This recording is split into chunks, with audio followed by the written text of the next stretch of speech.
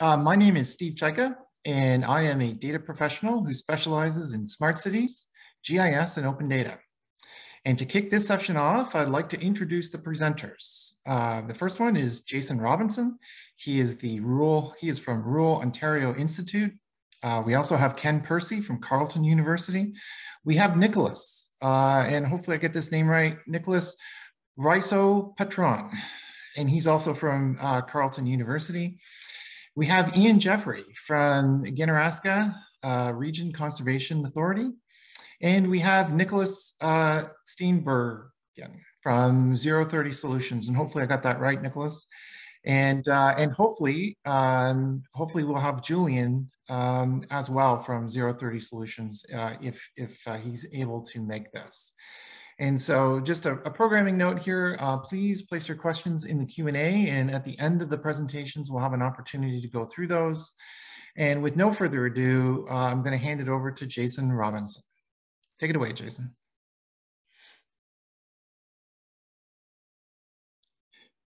I think you're on mute, Jason. Sorry about that. All good. Hello, everyone. I'm just sharing my screen now.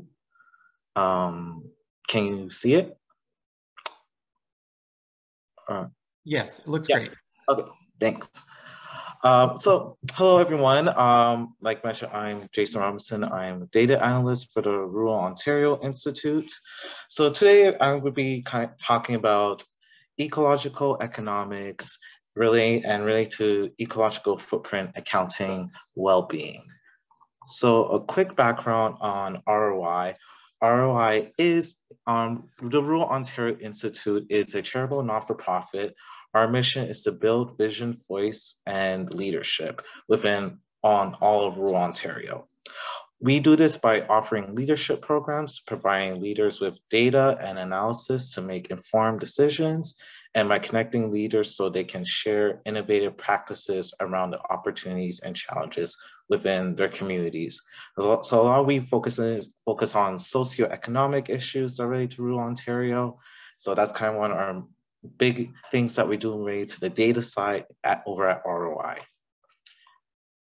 So what I'm going to be kind of talking about today is around ecological economics. Kind of background of it is a very different school of economic thought, especially in more of the environmental space, since a lot of people are more familiar with environmental economics. Then I'm going to be talking about one of the key components of ecological economics, well-being and economic growth. And then last, focusing on alternative measures to well-being, and one of them will be on the ecological footprint. So kind of talk about ecological economics and the background on ecological economics. So ecological economics is a transdisciplinary field used to combine ecology and economics. Unlike traditional economic thought, ecological economics states that our current economic system is embedded within a finite environmental system. As you can probably see in this little diagram on the right, if you see the red box, that's kind of what we typically see our economic system, or that's what's typically taught when people go to school to learn about economics, like first year. Just kind of look at the households, the firms, the goods and services, factors of production. That's kind of like the typical, you'll learn like day one.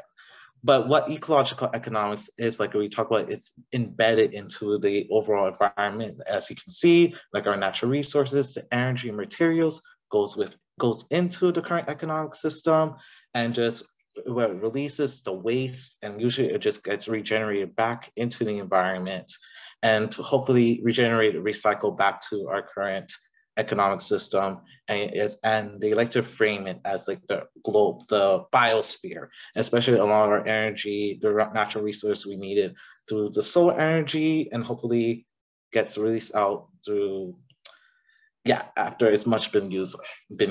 So that's kind of how ecological economists kind of view the economic system, which typically that's not the case when we talk about traditional traditional economists.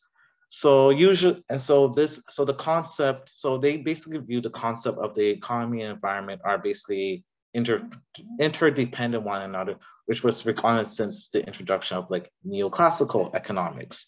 And neoclassical economics is the mainstream school of economic thought, which ignores the interdependent relationships between the human and environmental systems. And basically you see neoclassical economics view the environment more as a externality to the economy, and if the economy is well managed, it can grow indefinitely, which is not the case. So some kind of key ecological economic principles that I'm kind of mainly focusing on today that's kind of basically related. One of the key ones is systems thinking, which focuses how various elements are interconnected from one another. Basically, for example, like how our biophysical reality, which is the planet, and its many systems, such as the carbon cycle to the global economy, are all interrelated, interconnected to one another, and how our socio-cultural systems are just as part of a wider environment. The other part of it is ecosystems, goods, and services, which are the ecological characteristics, functions, and processes that directly or indirectly contributed to human well-being in a positive manner. And the final one that I'm going to be kind of focusing more on is economic growth and well-being, and economic growth / GDP and well-being. Just in case some of you may not know what economic growth GDP is a monetary value of all finished goods and services produced within a country during a specific time period. People can track it during monthly, quarterly, yearly time periods. It is calculated using the following, such as consumption, government spending, investment, and exports. And it's typically viewed as one of the most important indicators of a country's well-being. But in the ecological economic sense, it should not be seen as the sole measure of well-being in society. As the problem is a lot of times when states think they have a high GDP per capita, it's when they have a high standard of living, which tend to determine the overall happiness in a country. But not only happiness and GDP are largely unrelated to a certain point of when we talk about the correlations between the two, but the issue is it largely ignores environmental externalities that have critical short-term and long-term economic effects. Due to these factors, the GDP can be biased and overestimates the standard of well-being while ignoring the environmental impacts of growth and its contribution to inequality and poverty. And so that's a lot of times when we think about ecological economics, they believe if a country shifts more focus on sustainable development instead of growth, it will lower the burden of the economy places on the environment and fosters sustainability. So that's why a lot of times in ecological economics, there's a big heavy focus on alternative measures to well-being that incorporates the environmental, social, and economic factors to measure the overall well-being in society. So one of them that I'm going to be focusing on is the ecological footprint. If some of you probably heard of it, if you heard us talk about carbon footprint and stuff like that, that's probably something this is kind of where it derives from. So ecological footprint measures the area needed to supply humans with food, fibers, forest products, lands for settlement and infrastructure, and the synchronization of carbon emissions. Ecological footprint is usually compared to biocapacity, which is the capacity for our ecosystem to regenerate what we need to sustain human demand.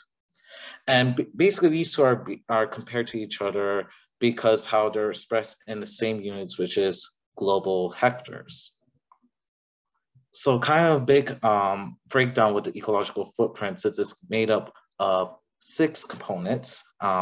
You have like the fishing grounds, which is an area of marine and inland waters needed for human consumption of fish, invertebrates, and aquatic mammals. Built up land footprint, which is an area of land occupied by human built infrastructure, including housing, other buildings, roads, pavements, areas, and urban green spaces. Cropland, area of land needed to grow crops consumed by humans as food or fibers, and for crops feed to animals and fish that are consumed by humans. Grazing land, area of land needed to feed livestock consumed by humans beyond the feed supplied by the cropland component. Forest product, area of land needed for forest harvest to derive pulp and timber products. And last one, probably the one that everyone's most familiar with, carbon footprint, which is an area of forest needed to synchronize carbon emissions beyond emissions synchronized by oceans from combustion of fuel and electricity generated, plus carbon emissions embodied in traded electricity and global trade goods through global transport emissions. So kind of also going to talk about like the methodology, the data that kind of need to calculate ecological footprint, because it's very complex. There's a lot of various data resources. So one of the main methods of calculating ecological footprint, especially if you want to do it by the provincial municipality levels, is called what's called a top-down approach, which downscales the national ecological footprint of a country by appropriating each footprint component to consumption levels to the municipality, provincial level. I'll just say Canada and Ontario to make it much more, understand more of this. So if we want to conduct, for example, we want to conduct Ontario's ecological footprint, you'll probably have to find the differences between Ontario and Canadian consumption patterns that are from various socioeconomic and environmental data resources. And I will get to more of those data resources in the next slide. And if you can see the table here, this is one of the main tables that you kind of do the scaling, which is called a consumption land use matrix. Which specifies the linkage between the footprint components and the consumption of goods and services that are recorded in economic accounts.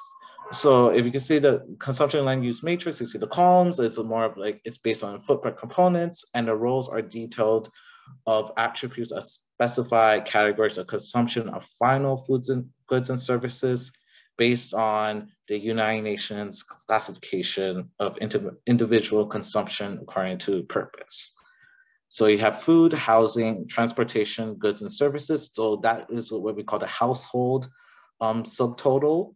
And then you focus on the government, and then you have the gross fixed capital formation, which is more businesses.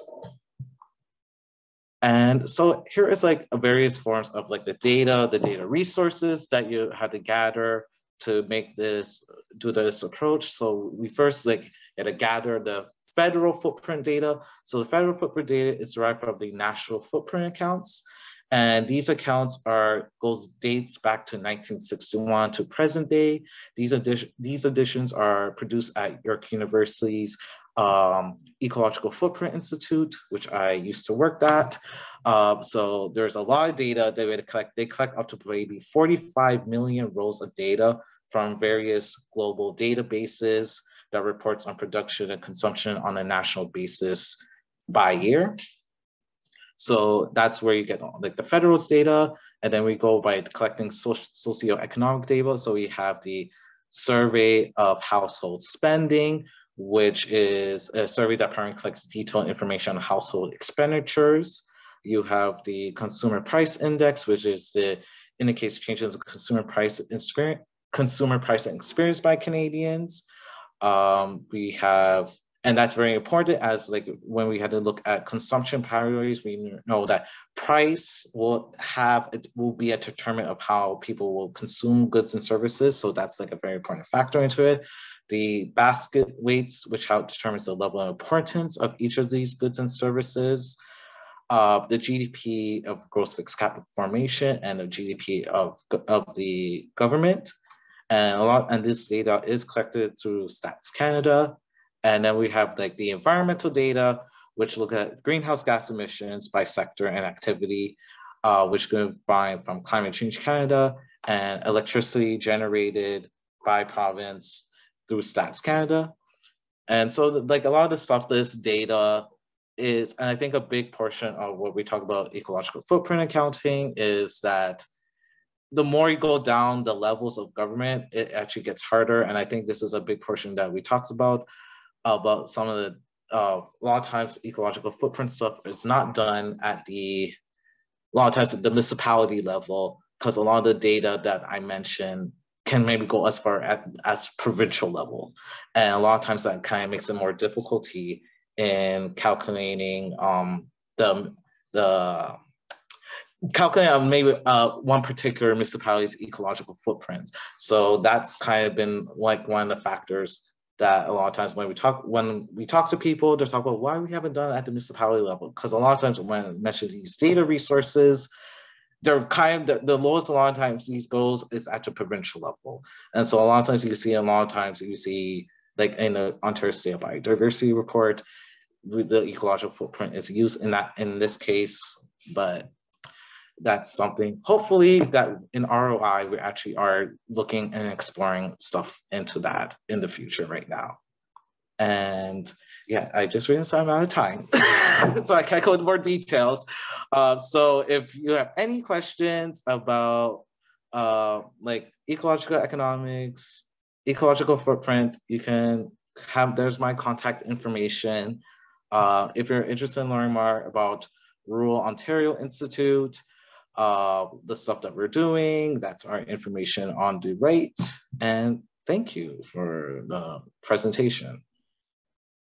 Jason, thank you so much for doing this. The work you're doing is so important here. And the better we understand consumption, the better decisions we can make to curb climate change and other things like that.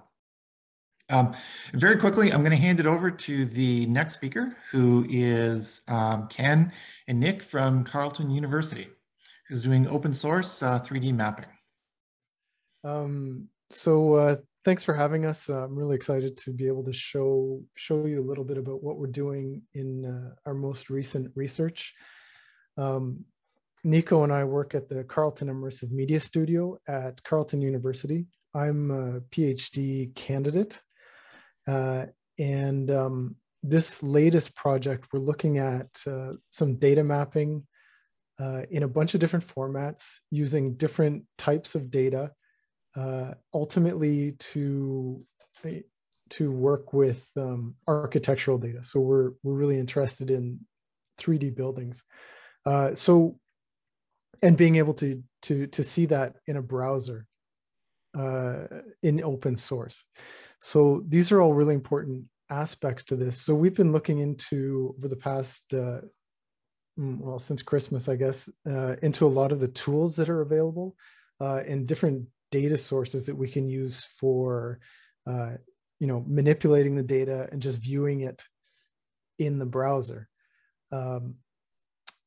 So what I'm going to do is just give you a brief introduction into some of the software that we're using and some of the different types of data that we're using. So I'm going to start pretty basic. I'm going to start in 2D with some familiar data types and show you how we're getting that in from static files and from live APIs. And then Nico's going to expand a little bit on this, show you the same data in 3D, and then show you some of the more recent work that we're doing with BIM and bringing together all of these different types of data in a 3D immersive environment. So the first thing I want to show you is this basic mapping tool that we're using. Leaflet here is a container to be able to bring in 3D maps. And so this underlay map that you see here is from OpenStreetMaps. This is available for streaming. You don't need to sign up.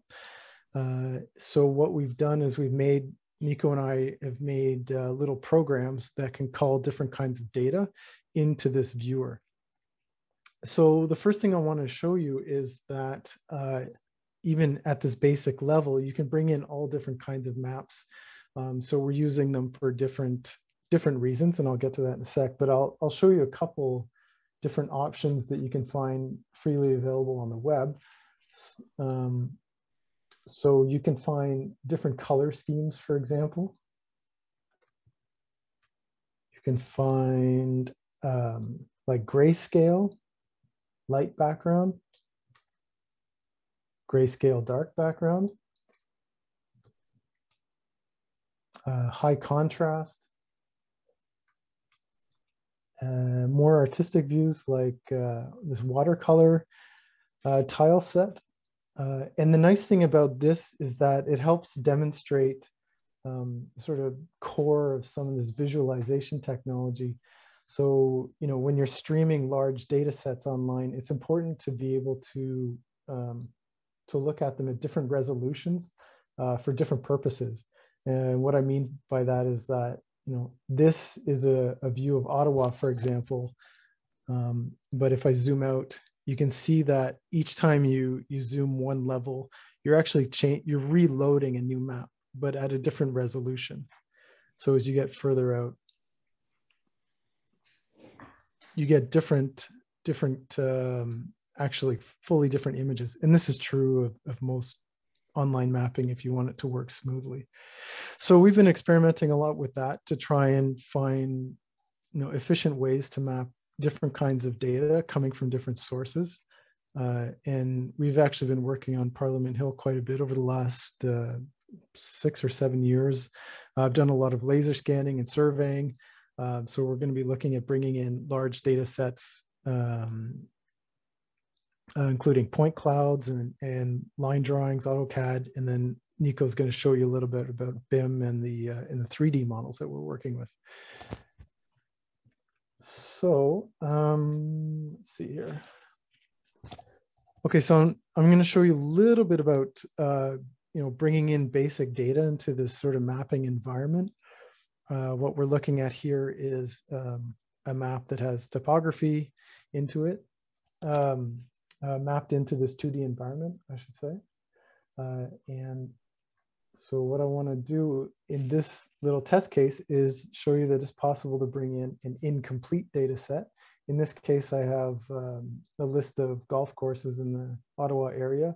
And you can see that some of the IDs are missing or inconsistent, but we're still able to use this. But it's something that you really need to be careful with, that we're always examining, you know, checking your data sources and then verifying the quality of the data within those sources.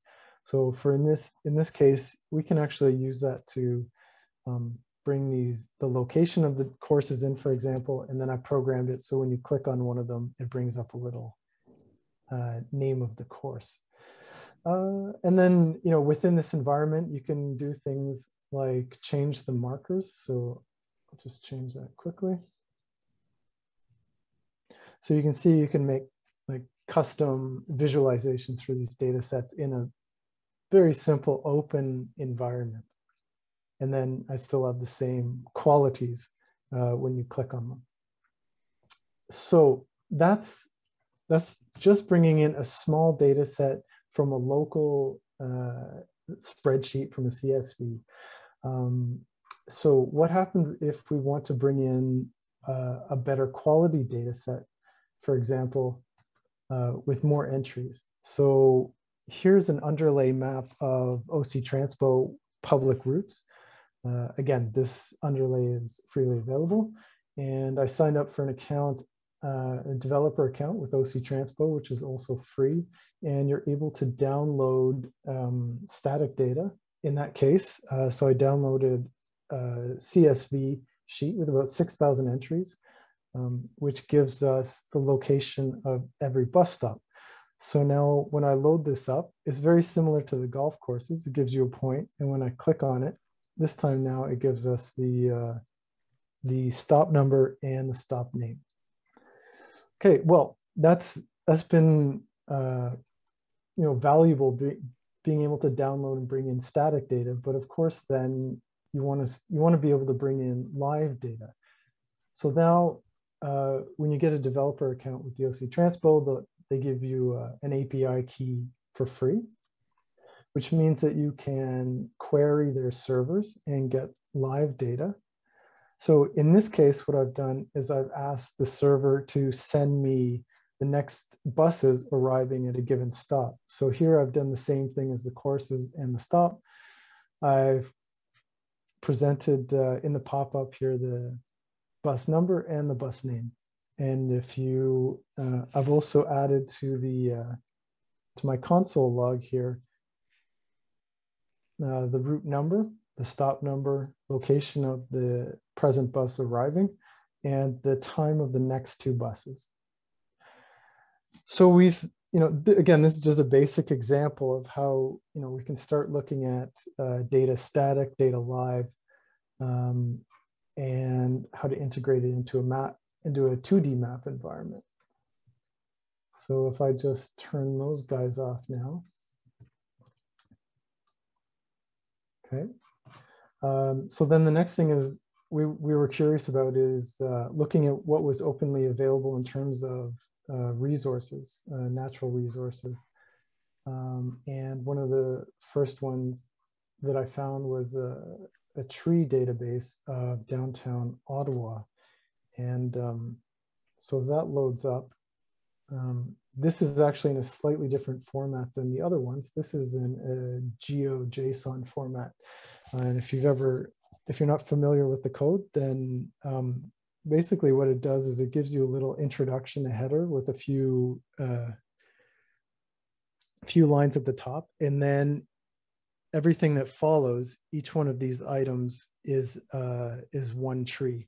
So what you can see in the code here is that we have a UTM coordinate for each tree, an elevation, a height, and then in the geometry, we also have a WGS location for each tree.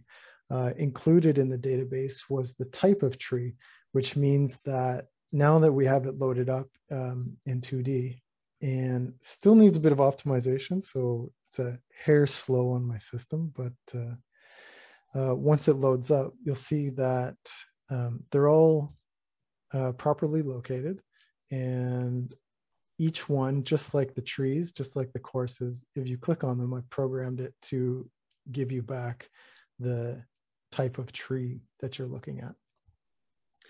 Okay, so that's just a brief introduction into the types of data that we've been using, that we've been importing, both static and live.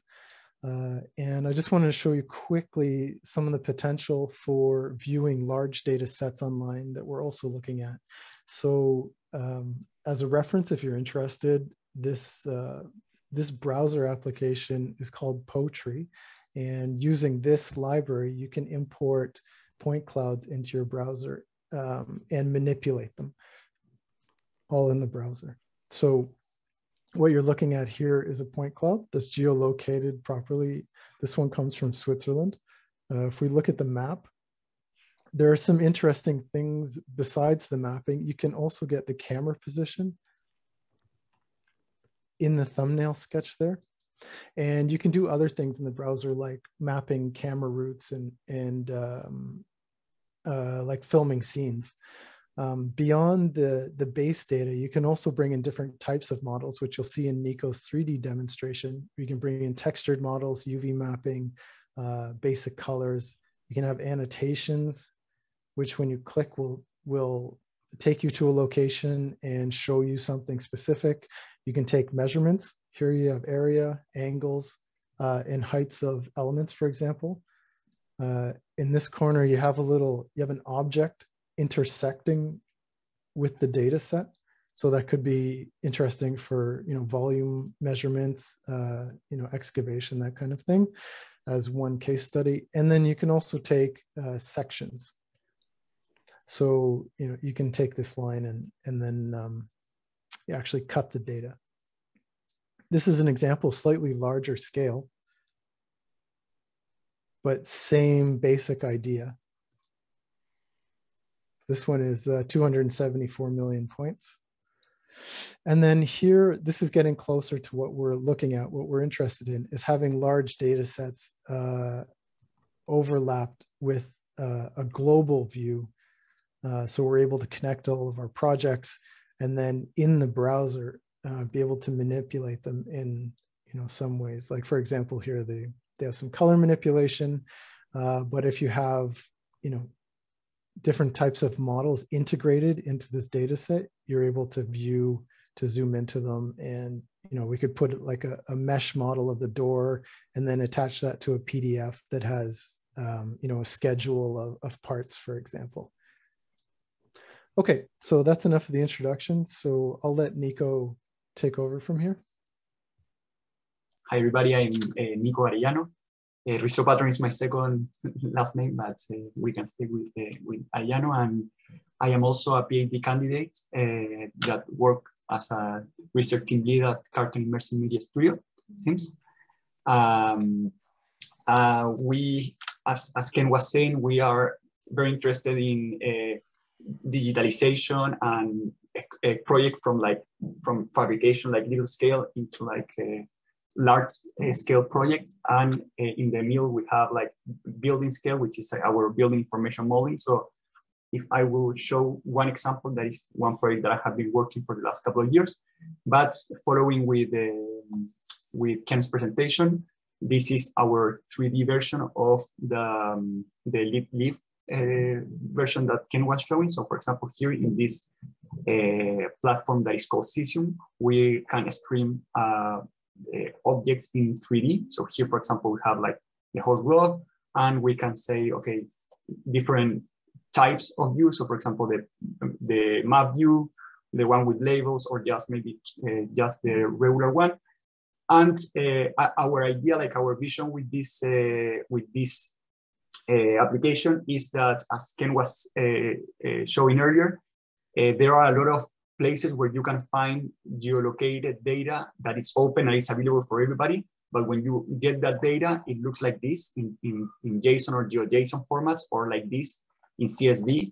And for like most people, like for people that are not developers or web developers, that data is not very accessible, even though it's open and free and available for you. It's not very accessible because it's missing the visual part and how do you relate that with other assets. So we are making this in order to make these open data sets being visible and being accessible through the browser. That is software that everybody has.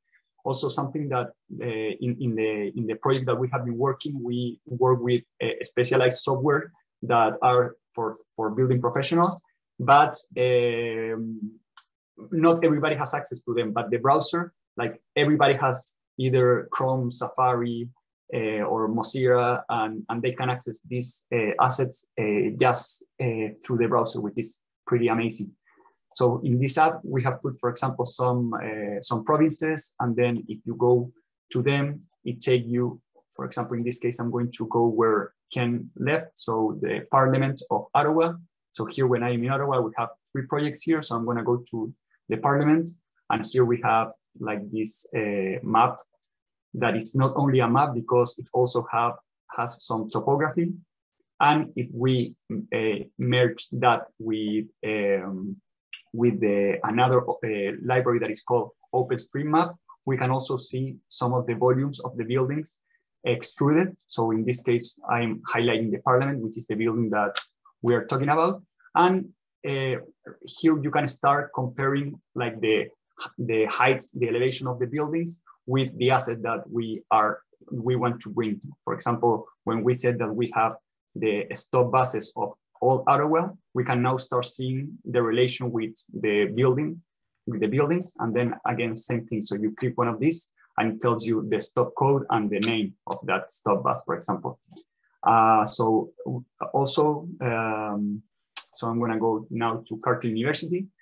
In a few minutes, I'm gonna show you that this is a project that we have been developing for many years, and it's the building information model of Carleton University. So right now you can see just the masses of the buildings, but we have been modeled like every building part, and I'm going to show you in a moment how can we integrate that with this application.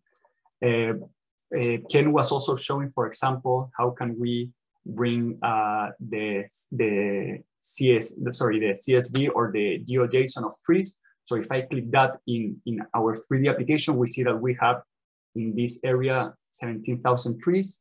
And now we can start comparing. So I just made like this little doodle of a tree, of course, is just to see the height of the tree and also the species. So in this case, this is said that it's just a deciduous, but some of them have more specific information. For example, this one tells me that it's a cottonwood eastern and it's 41.45. So now this dry database that we found online, you can also start to see and compare it with volumes of buildings, and it makes way more sense. And also, because we have been modeling like building assets, we have exported them in a format that is called GLB, that allows you to see their materials, their parts, and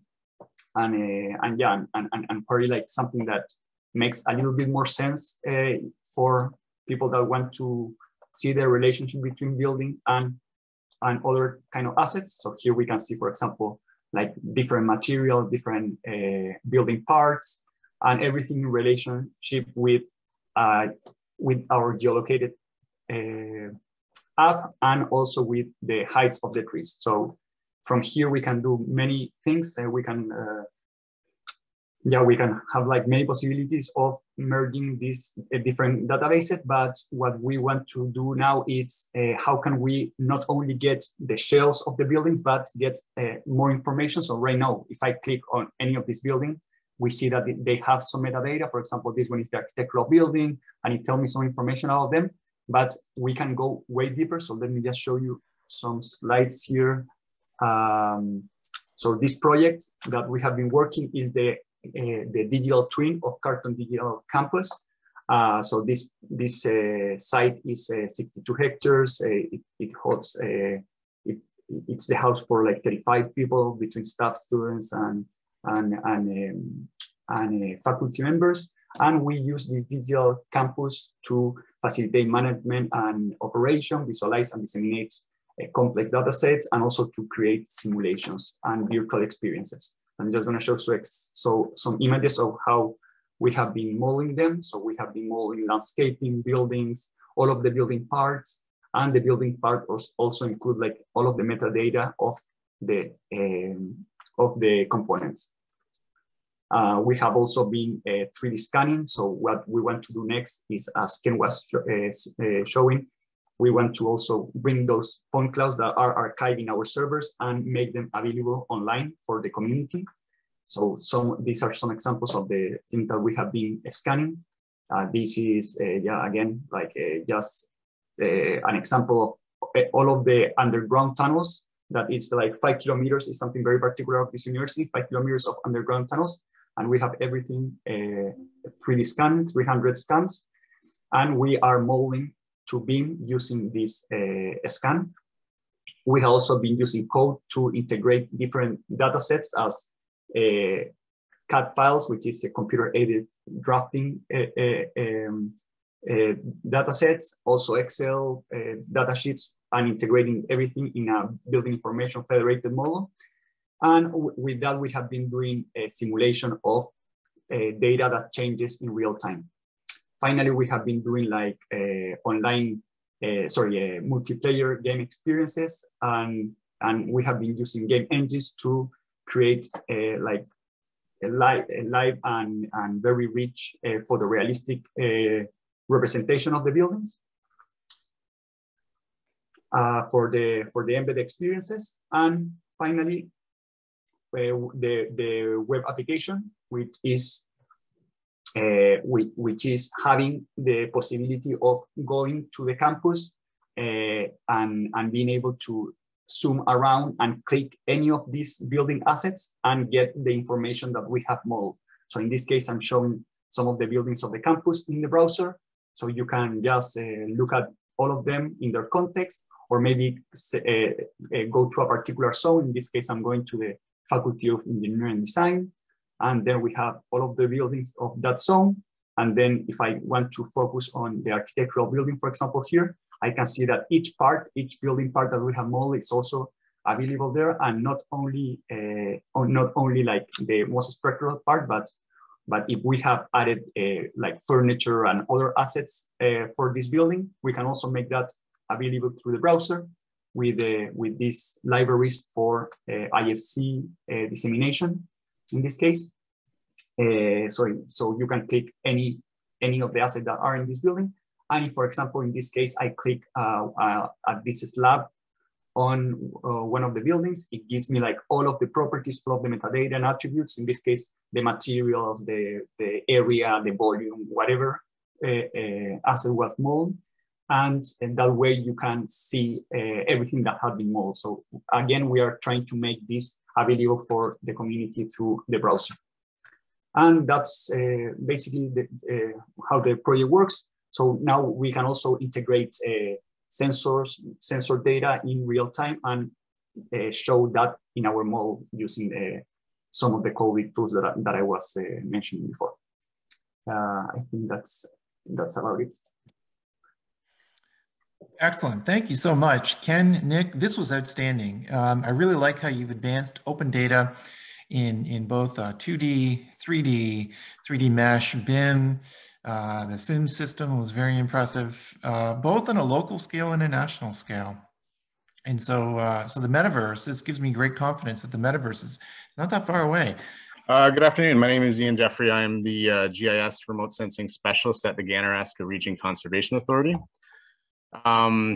Focusing on LiDAR today in particular, we work with orthoimagery, various other types of data sets, even photogrammetry, which is a different method of acquiring 3D data, but we're going to focus on LiDAR today and community well-being in general. So just an idea of conservation authorities across Ontario. We're one of 36.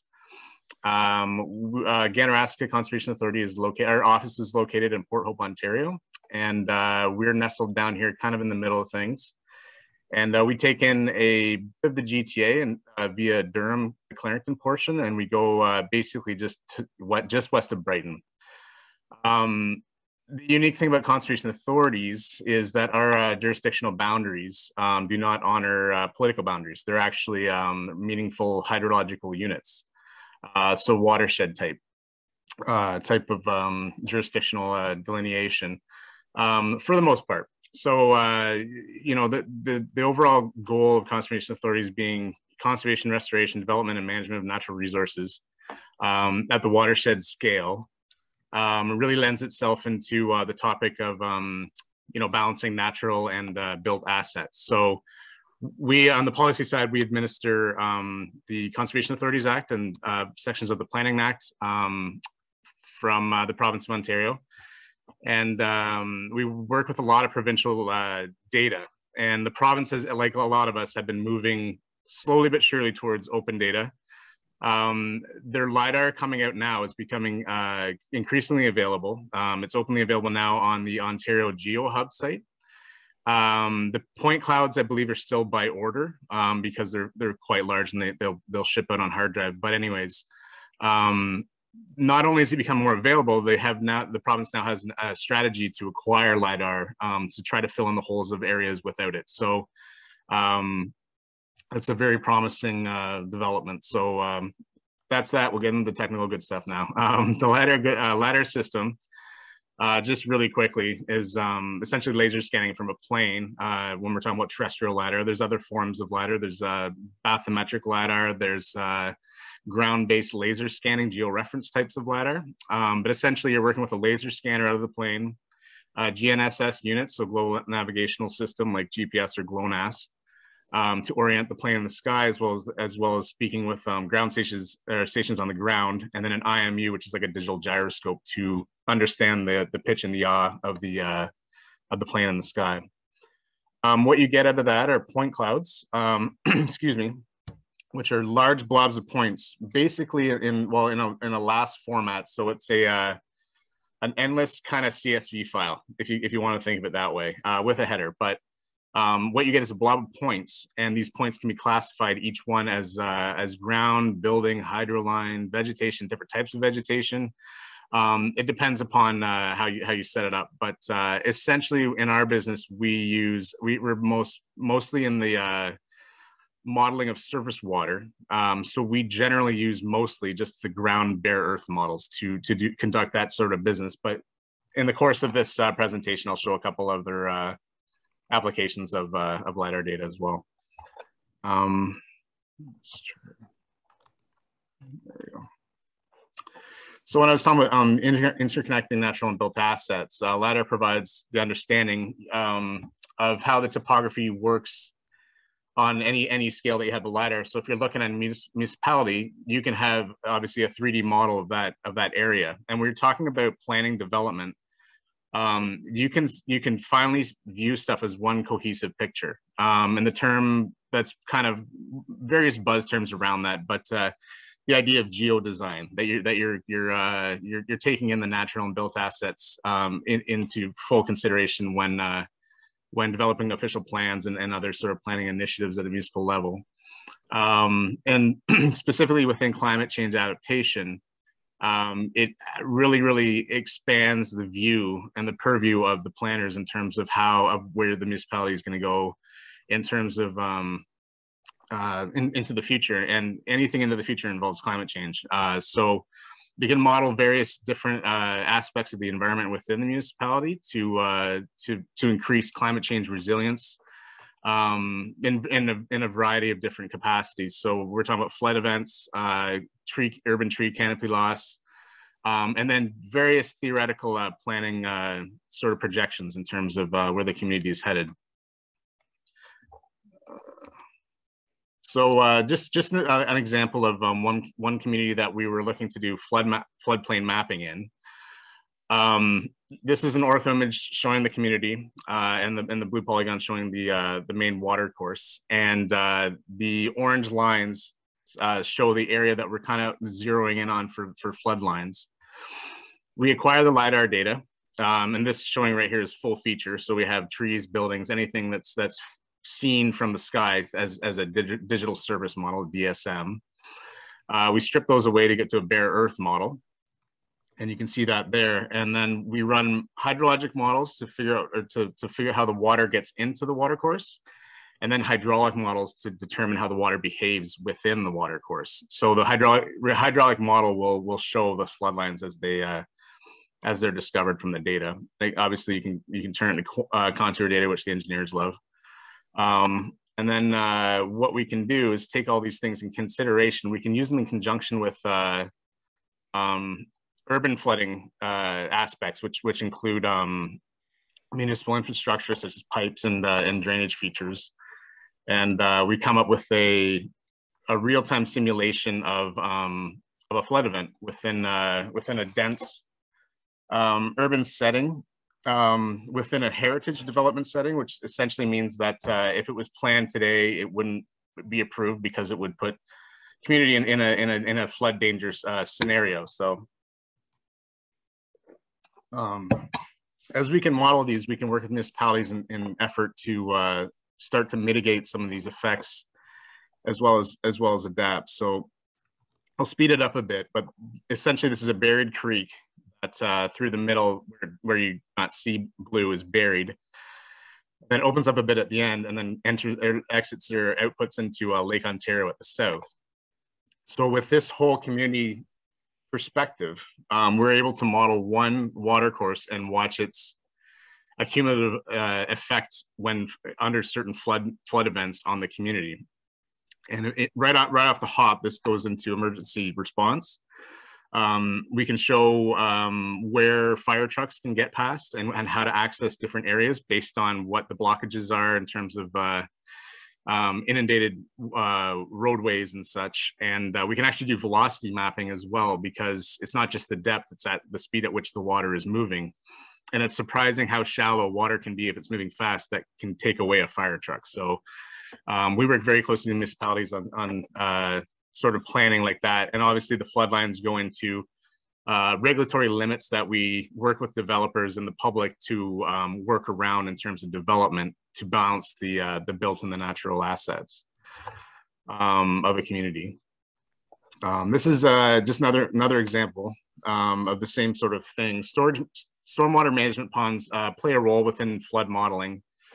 But essentially, under any rainfall event, they serve two primary purposes: is to retain flow. It depends on what type of flow, and that's determined by water resource engineering, as well as water quality. It plays a role with water quality. So, but specifically, we're going to focus on the retention of flow and how we can design these things now that we have this open data and this data that does take in a whole municipality. So typically a stormwater management pond would be designed unto itself. There would be site surveys that would have to tie it into monuments to make sure it was situated correctly. But they generally get designed on their own and then get plugged into a plan and then developed. But in terms of using them into a real-time model to model their effectiveness under flood events is something that's has only been enabled by the advent of these technologies such as LiDAR, 3D modeling, and as well as the various engineering models as well. So we took LiDAR data, the bare earth data. We did a canoe survey with RTK rover. So we filled in points in the middle where the LiDAR did not return any readings because it was terrestrial LiDAR. So over water, you don't get any data back. If you do, it's noise. So we clipped that out. We put in some data that was ground truth by high accuracy GPS LiDAR, RTK survey. And we're able to bring it in and mesh it with the surrounding topography to create like a real world computer model on how we can plug this into different scenarios and how it behaves. We were published in two of the Esri magazines, the American one on the left and the Canadian one on the right for this work. And what you can see is you can extract contours, which really brings it to life for the engineers. And engineers are becoming increasingly fluent with GIS software and stuff like that, but there's still that comfort within seeing contours and doing the math that way sometimes. So we can take an elevation, find out where it spills out of, and then model. Sorry, there's the contours again, and then model that over top of a simple ortho image, and we can see where those different elevations are being controlled by the pond and where they would breach the intended design or the design intents of this feature, and see how it impacts the municipality. And with this, working with the town, there's a little bit of surprise where the water was flowing, but it was natural because we're using as one cohesive picture on how one stormwater pond protects and serves an entire area, informed by the aerial type topography or LiDAR topography. And then another quick one, urban forestry and LiDAR. So huge climate change considerations with this, but also we're kind of building the baseline of things over the last few years, but since high accuracy LiDAR has been available, and then kind of the uptake into the urban forestry world, we're really starting to just scrape the surface on the possibilities of it. So it's an effective biomass indicator because you can get that 3D quality with it. You can couple it with ortho imagery and just get even more bang for your buck kind of thing. Heat island modeling is a massive concern now with climate change, and that's mainly to do with not with flows, but with water flows, but with heat and the increasing heat in those projections. So managing the canopy, figuring out how to target where trees are being lost and how to target areas that would be best served to plant trees, and then the maturity and all these things of the makeup or the composition of these tree stands throughout the city. So you can do area or individual based modeling, and then better volume predictions, or like that biomass type of aspect. So this is a bare earth model. So this is just the ground stuff. So this is what we use to model water typically. But for this one, we want a DSM. So we keep the features that are of interest. Depends on how your LiDAR is classified. And you can classify it. There's a variety of different ways that you can classify it. Typically, it's more of an extra software purchase, or work with a vendor if you are purchasing LiDAR. So far, the provincial LiDAR has ground and non-ground. But what you can do is delineate the non-ground and then start to really get in there. And there's various filters you can use to delineate the different features and classify those points. And then if you drape an ortho image on top of that, you have a 3D city. And we start to target the trees. So we used ortho imagery and some of the municipal tree data, like they have a tree database, but it's kind of stand next to the tree and take a GPS point. So it wasn't really, it didn't really jive with the LiDAR directly, but we used it as a guide. It's all useful stuff. And lots of field anecdotes as well, and working with the forester. It's all just bringing all that into our toolbox. So what we're able to do is extract and get actual 3D renderings of different tree crowns. And then if you want to, there's also a full waveform LiDAR, which is available by purchase. I'm not aware of any free full waveform, but what that can get into is it returns more information to the sensor than would be a single point telling you just sort of where it is. It can get into the foliage and you can start to really tease apart species as well. I would love to get my hands on some. I've had some demo stuff, but that's the next step that I would love to take this. But with this stuff, like just LiDAR in general becoming more and more available across Ontario, this is the stuff that that can be done within a GIS environment with remote sensing software as well. This is just another view. We brought in the 3D buildings layer, and you can really see how the urban forest really is. It really, you can see the corridors, sort of how things lay out. I don't know, depending on where you are with things, it's, you can have the sadness of seeing when trees disappear and where they appear and figuring out where those things occur. And then obviously adapting and developing the bylaws appropriately to meet their policy goals. Just other ones in terms of how that actually integrates within the community of our study. So this is just back to the other slide. LiDAR is a very powerful way to balance natural and built assets, especially under climate change adaptation considerations. One of the things, just going back to the stormwater pond example, one thing that we're playing with now is if there's a theoretical, if there's an idea of where one should be, we can actually make one in that mesh. We can fuse it in instead of using that real world RTK data. If I can zoom back to that. We can just slice out an area where it might be or where it's proposed to be.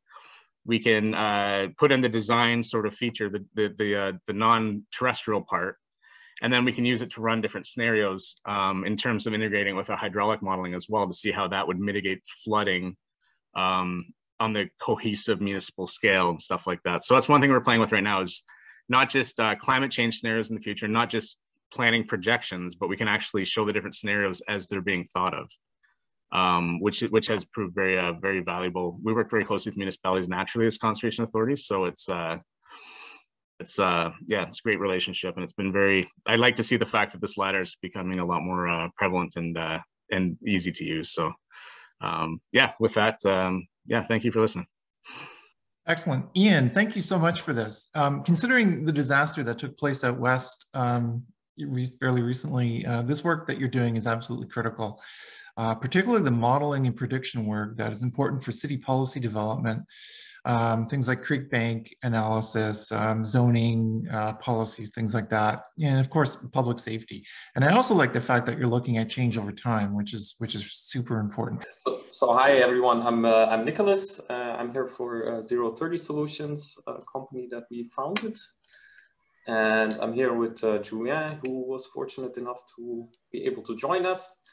We're a Berlin-based company, so that's Germany. We both worked at TomTom before, which is a global mapping company similar to Google. They also produce some maps and also do some business-to-business sales with their maps, and an autonomous car company which was called Autonomous before. Julien is a point cloud expert, and he also founded a previous company working with point cloud analysis before. And we're improving the stuff he did before, basically with some machine learning and some computer vision AI expertise from me. So what do? We map distributed infrastructure. So what do we mean by distributed infrastructure? This can be electricity poles or electrical power lines from electrical utilities, then railways from railway companies or telephone lines, everything that basically is spread over a wide surface area. So what do we mean by mapping? It's the positioning of the assets, so really accurate GPS position, and also having some analysis of the state of the infrastructure. Which is then necessary to plan actions for the customer, for usually utilities, which can be asset management, disaster recovery, or also billing. So many of today's utility companies, they still use manual workflows. So I put a picture there I think it was mentioned by Ian with the trees also that they just have a very coarse GPS position. So we feel that usually they go in teams like 2 persons, then they drive with a car and then drive from pole to pole, do some measurements, maybe write some stuff down. And it's not really, we believe it's slow and inaccurate, and it's also not necessarily digitized and not accessible from everywhere. So we aim to change that. Thanks, Ian, for explaining LiDAR already. So basically you have lots of points. I put a picture on the right of some data. So Ian was talking about airborne LiDAR mostly. So you take from an aeroplane or a drone. This example is from a car. So you can see a 360-degree camera image on the top right, and then the point cloud, which usually are many points. So there are millions of points or something. However, they're super highly detailed, and they're also super accurate. So they're like centimeter accurate GPS positioned. Each point has a GPS position basically, and it's centimeter accurate. We can also work with data from drones. These examples are from mobile data from cars. However, they provide too much data, like there are millions of points. So we work on reducing the amount of data to some manageable level or something you can do analysis with. But manually labeling this data is too much work. So we apply some AI algorithms to extract what is, only to extract what's relevant. And then mapping the distributed infrastructure becomes faster, cheaper, and more accurate. And then everything will also be digitally digital accessibly and remotely accessible also. How do we do this? So you can see some example on the right. We have an automatic extraction software that can automatically extract software from, extract objects from sensor data from these LiDAR points and surround camera. When we wait till the animation repeats, we can extract a ground model and then some distribution grid, which will pop up now, and some power lines. We can extract single trees, also traffic lights, traffic signs, and many more objects. So this analysis is fully automatically, so it requires some very little human intervention, maybe in the end some quality control, but it's highly automated. It's also accurate in centimeters. It's very versatile, so we can also add some objects. A general rule of thumb is that everything that you can see or determine by eye, you could also figure out automatically. Yeah, we're also having worked at TomTom, basically, we also have access to some pre-recorded data, which they are able to sell us. So we already have some recorded data, and we could analyze some everywhere over the world, basically, potentially. So we also have some visualization then in the end, once this whole process is done. So you have recorded some data, we've analyzed it with our software, then we can also visualize it. On the left-hand side, you might be familiar with QGIS, which is a GIS software, open source. And here we have a small demonstration where we visualize the assets, in this case, power lines on power poles, and then you can click on the GPS point, and then it will show some more detailed information and some results of the analysis, in this case, an image of the pole itself. On the other hand, we have some visualization of 3D point clouds. So this can be visualized directly in the browser. It's funny that Ken and Nico were also looking into this. This is actually also poetry, the software that we're talking about. And it's nice because you can then really see the whole point cloud and really from your browser in the office to basically a visual inspection with all the information. Some use cases we are working on. There's first a position and analysis of the state of the assets. And this works with really a lot of different types of objects in terms of green and gray, also gray infrastructure. Then there's a use case of vegetation management. So a little backstory, there was this campfire 2018 in California, which caused billions of damage and even loss of lives. And actually it was caused by encroachment. This means that some plants were growing into power lines and then they caught fire. And as a result, PG&E, which is a big utility there, went bankrupt because they got sued. And Julien likes to tell this anecdote that with his previous company, Dodson, he was in their office and presented the solution, and they said, come back in 4 years when the next cycle of vegetation management is. So how this works is that we extract the poles in green and the wires in blue here, and then we measure just the distance to the next plant, basically. This is the red area if it's too close. Yeah, this is the encroachment that's red. And this would help to identify cycle busters also. So cycle busters are, if you have a fixed vegetation management, usually they're done in cycles of multiple years, probably. Like 4 years, but maybe you have some trees or plants that grow faster than others because of some favorable conditions, like having more water or having more lights. And these you would miss if you have these fixed cycles. So that's why they're called cycle busters, because you have to cut them more often. And we think if you drive by with a mobile or drone mounted sensor, analyze it more often than your cycles, we could see which trees are growing faster or what vegetation needs to be cut down more, and we can do vegetation management more specific or plan it better. So we believed it could prevent outages and also wildfires.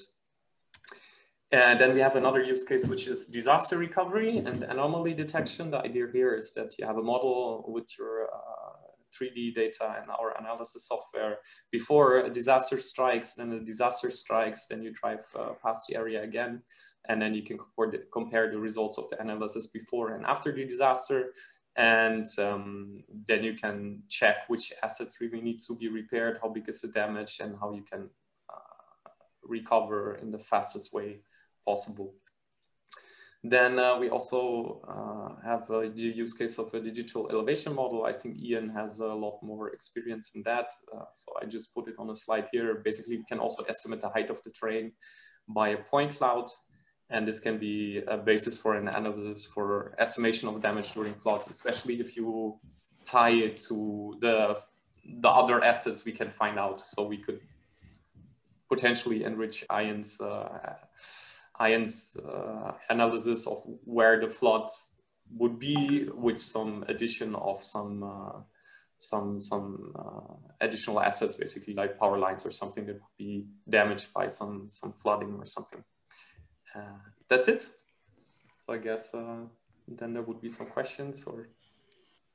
Yes, first of all, Nicholas, Julian, thank you very much for this amazing presentation and the advancements that you've made in the LiDAR data collection area, particularly around like the post-disaster assessment work, anomaly detection, and so on. This is really amazing. So we do have some time for some questions. I was wondering if you could, yeah, perfect. And I'm going to sort of walk through them. Please, members of the audience, please put your questions in the Q&A. I do have some that have already come into me, so I'm just going to get started with those. So the first question is actually for Jason. So Jason, maybe, and hopefully Jason, you're online here. And Yep. Perfect, there you are. So the first question is, maybe you could tell us a bit about your educational background and how you came into this work. Yeah, so I did my undergrad and master's at York University. So in undergrad, I studied business and society with a focus in macroeconomics, policy analysis, and the environment. That's just a whole long stream that is no longer exists. I was the last of that cohort with that stream. And I started in 2012 to 2017. I also did the public policy analysis certificate as well at York in the School of Public Policy. And because I was had an interest in the environment, and I kind of want to get more in depth into the environmental aspect of stuff. So I actually did the Master's Environmental Studies program also at York with a focus on ecological economics. And actually was my final year. It was actually my final year at York, where they offered the ecological economics course. And I said, oh, this is very interesting. This is something I would be very interested in. Because actually when I applied for the master's program, for my research, I was focusing more on international environmental policy. And I actually kind of just changing up because in the master's program, they focus more on that, the ecological economic side. And so that's why I was doing my research on a socio-ecological approach to measuring well-being in Ontario's transition to a green economy. So that's kind of on like all these various alternative measures to GDP. And after that, I actually ended up working at the Ecological Footprint Institute. So Perfect. yeah, so like the ecological footprint stuff actually was a part of that report that was published by the Ontario government for their State of Biodiversity report with the ecological footprint stuff. So Excellent. Thank you. Thank you for that. So the next question we have is, and this is for anyone in the room, is the LiDAR data collected combined with other data? So for example, satellite data, existing survey data, etc. Any regulatory or privacy issues in linking and combining these data sets? Great question from our audience. Open it up to the floor. Anybody wants to answer that?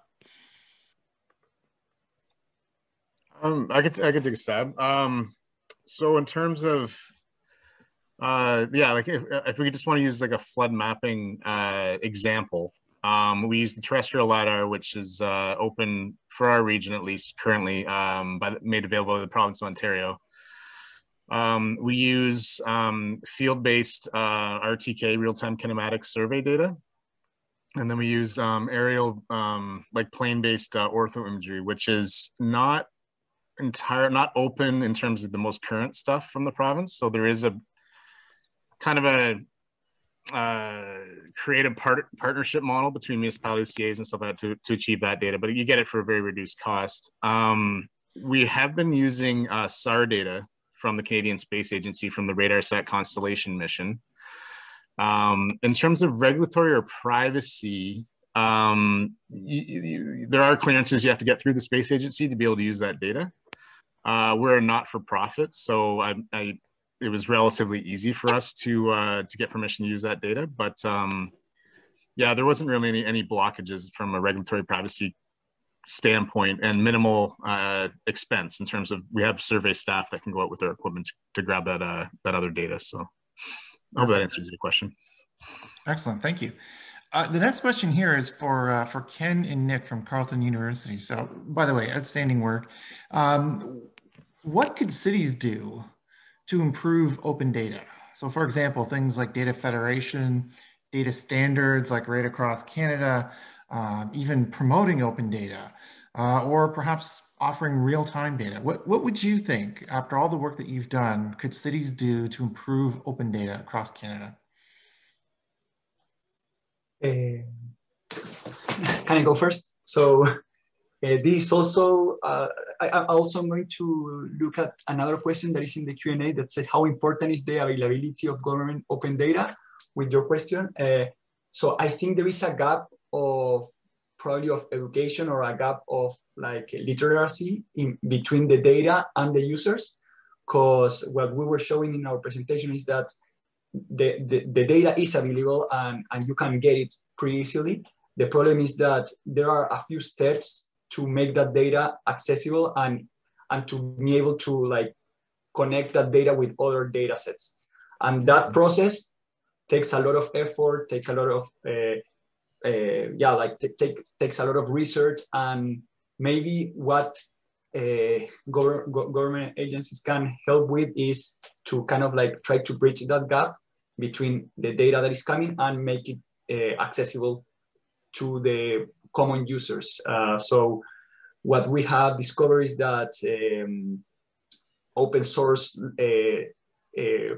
WebGL or browser graphics libraries allow to make the data available in the browser in a very intuitive way. So if we can somehow make that bridge and start to connect different data sets into these open source applications, I think that could be a very good way of linking the data with the final user. Perfect. Ken, did you want to jump in on that at all? I think Nico did a pretty good job as usual. Awesome.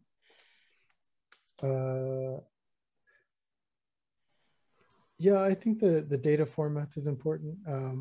I think making sure that the tools that are being developed can speak to each other. So if there's support for open tools, that would be really important to make that a priority.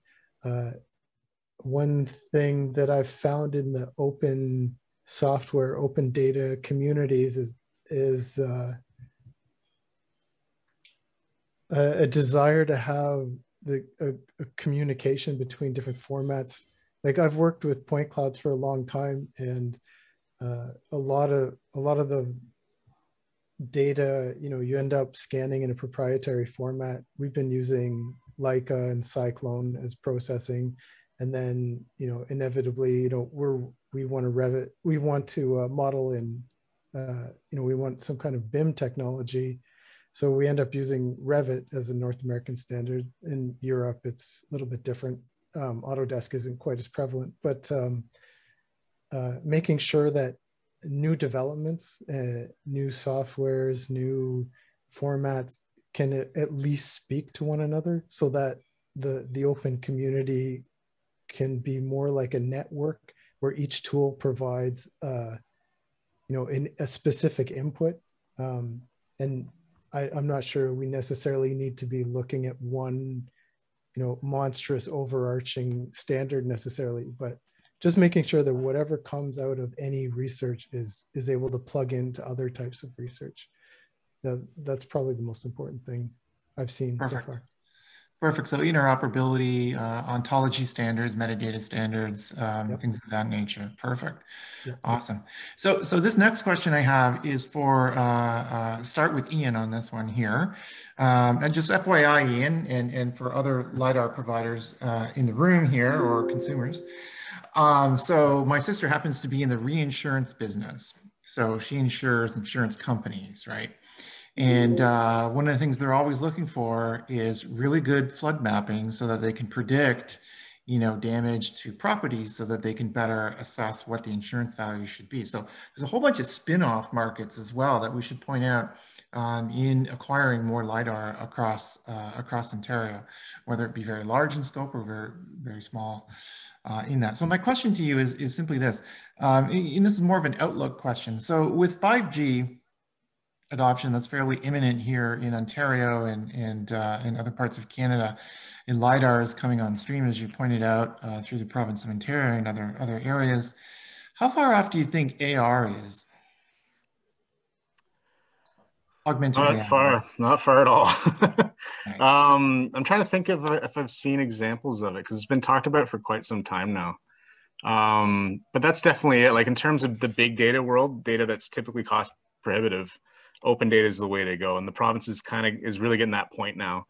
There's endless examples. There's a great report done by KPMG in Australia a few years ago in terms of like, get the data ready because these things are coming, and if you can fully source it, the government can fully pay for it. That just makes it available and it's happened in the States, just completely kickstarts an entire industry. It's I see that as the road we're going down, and that's I don't think that's far away at all.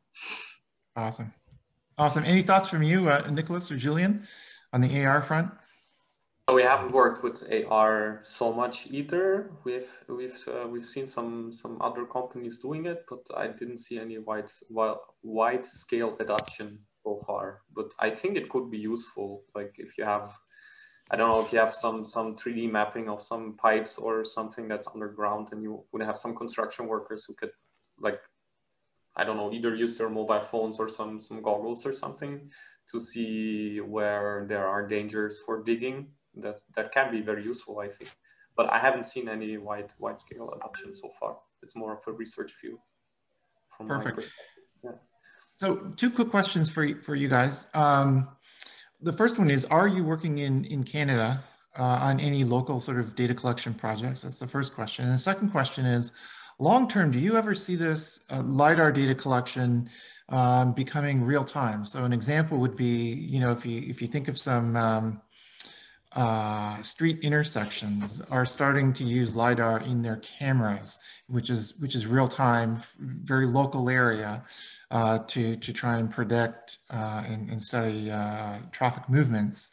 Do you ever see this becoming bigger than it is in that sense? So for the first question, so we don't have any project in Canada yet. We're talking to Jonathan, which is also here, but we might start at some point because we want to. So we have data available due to our previous employer. So through TomTom, we have lots of data everywhere. So we want to check things and see if we can do stuff there. As for the second, I'm not that sure. So cameras with so basically we already have cameras on the on the corners, street corners and whatever. I think in order to make it like I don't see something which makes it a lot more sensitive, make more sense to have a LiDAR except just a camera. I think we're gonna have a lot more real-time stuff, like where you're gonna have some new scans of stuff more frequently, like either by plane or driving by or whatever, and you can see differences between things. But then a really like real-time thing, I don't see the main advantage of using a LiDAR compared to like a camera or something. I think we can do lots of like stuff in the image world yet now a lot quicker than in the LiDAR world, but it's coming. That's basically what we're doing. We're trying to automate all those algorithms in order to find things, but we are still, I mean, it's not going to be full real time yet. And yeah. Go ahead, Nicolas. Someone's from the audience interested in our work, then let us know. In Canada, so we're very open for new projects. So one thing I just had to think about is like the new iPhone has a LiDAR on it, so there might be some more up-to-date data. Plus, with upcoming autonomous vehicles, they usually also work with the LiDAR. So I see a lot more LiDAR data in the future. Actually, I don't know if you would consider that real time, but if you have a fleet of autonomous vehicles and they usually have like a Velodyne or something, then I see this as a possibility, at least to have more LiDAR data. Indeed. Perfect. We have one more question coming in from the chat, and then we'll start to wrap this up here. So one is, how important is the availability of government open data in the success of these projects? I think we covered some of that. Is anyone using federally open data in their work? And if not, what are the barriers to doing so? Anybody wants to jump on? I can. I think that's a big part of my job at ROI. We kind of use a lot of open data from Stats Canada to talk about like various like socioeconomic topics. And I think even the barrier of that, I think the sense of my work in rural Ontario, a lot of the times the data does not go, I think I mentioned in the ecological footprint stuff, like difficulty to find information at the municipality level. I think even like when we look at socioeconomic stuff for just different aspects, it's usually probably go down like the census division levels, or if they're looking at municipalities, they kind of look at more of the urban municipalities around Ontario. That's kind of like the data that will be like openly available that we need to do our research on. So that always kind of is a difficulty on our end of that, or we have to. It's always been difficult in that regard, and I think that's like talking about the importance of these data sets at the rural side. And I think that's a big thing with us for ROI, that we are trying to make sure. A lot of times rural data is very difficult to access and find, as usually it's not published, or we have to pay, or that's the other barrier. You have to pay access to this micro data. You have to request access to this micro data that you can get down to these municipality levels, and that's just you don't really want to pay that. I think it's cost $5,000 to access the micro data from Stats Canada, or you can pay for customized tables from Stats Canada for these regions. And I feel like a lot of times rural Ontario is out of that sense, not to get that information. Perfect. All right, so I just want to wrap up here, given that we're getting close on time. So a couple things. Honestly, I could discuss this for hours. The presentations you've done were outstanding. I mean, this really blew my mind. I didn't know what to expect coming into this, and like this was way better than what I was thinking it was going to be. And I understand also that your presentations will be made available on the Good Open Data channel, and we will see if your slide decks can be made available. I'm not sure if they can, but we're going to look into that for you. And just lastly, to wrap it up, sort of the common theme, which has been coming out in all of your presentations, is that the data to capture the ecological footprint at the local level is just so critical to how we make decisions to mitigate climate change in the future. So great work, and again, thank you so much. We really appreciate this. Excellent.